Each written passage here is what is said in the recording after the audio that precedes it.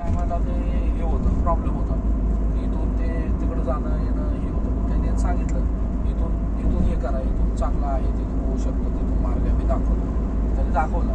मग ह्या लोकांनी माहिती पडू नये सगळ्यांना किंवा ह्यांनी दाखवलं किंवा काय आहे. वा काय जबरदस्त आहे, एक नंबर.